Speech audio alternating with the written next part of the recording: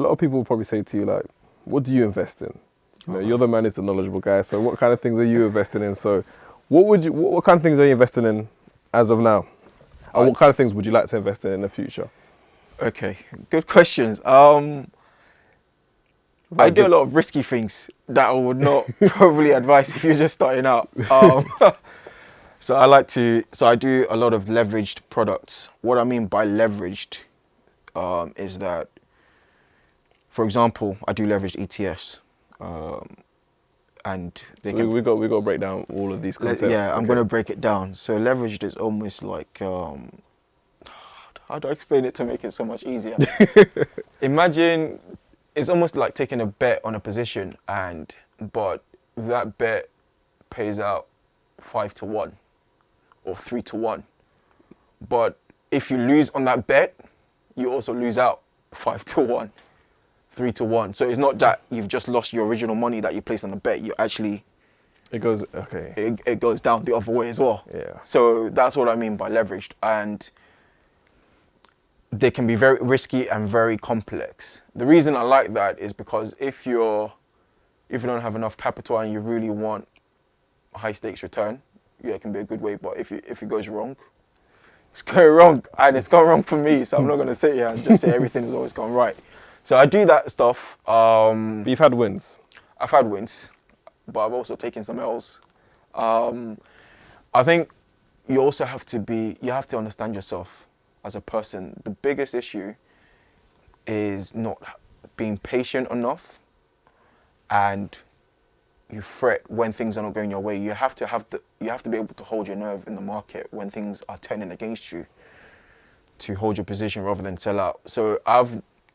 And that's one thing that only comes with time. I've lost money just because I didn't wait 24 hours, 48 hours that deep. So that's the windows we're talking about. So you have to be able to hold your nerve. 2, you have to be able to say to yourself that if you're just starting out, that you're willing to sacrifice this money. Let's say you have one grand and you want to start out. You have to be able to say to yourself, you don't care if you never see this money back. You just want to learn. And you have to treat it like that. You have to treat it as a learning opportunity. But if you're starting out, say just start basics. Start with your ISA. So you have an individual savings account, which gives you an allowance every year, tax-free allowance that allows you to invest and save.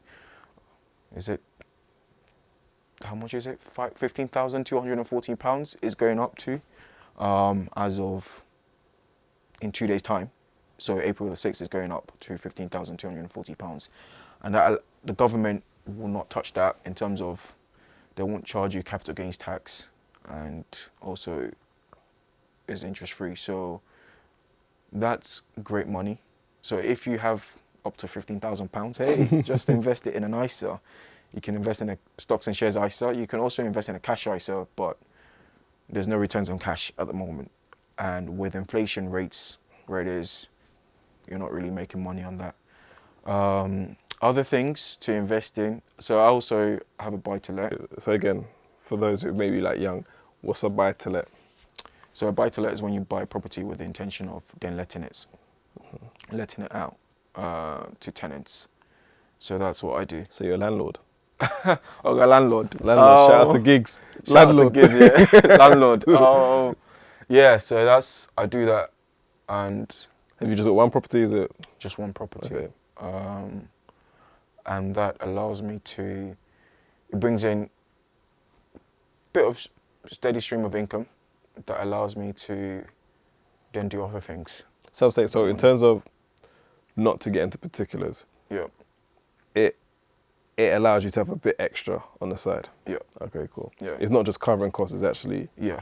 So that's what I meant earlier when I said you have to make sure what you're receiving in rental income covers the mortgage, the bills, the upkeep of the property, and still allows you to have a little bit. So that's a bit of a markup. Yeah. Whether it's like 2% or whatever it is, it's just... Yeah. Usually people trying in the buy-to-let, you kind of trying to aim for 6 to 8%.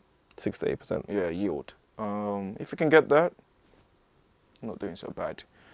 But with the buy-to-let market is changed, or is changing. There's a lot of new rules around stamp duty for Yep. buy-to-let investors Yep. and a few other things. So yeah, it's about just doing your research. So property can be a great investment depending on what you want to do with it. Stocks and shares, ISAs. I'll also say another big investment that people overlook is to invest in yourself. But what I mean by that is find your gift. Everybody has a gift in life. You were born with a gift, a talent, and you need to learn how to unlock that gift and talent and then make it work for you.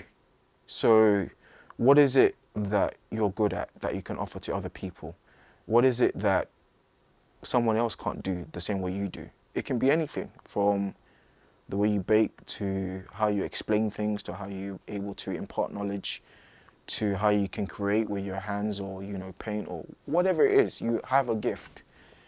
And that is what I'll say to people.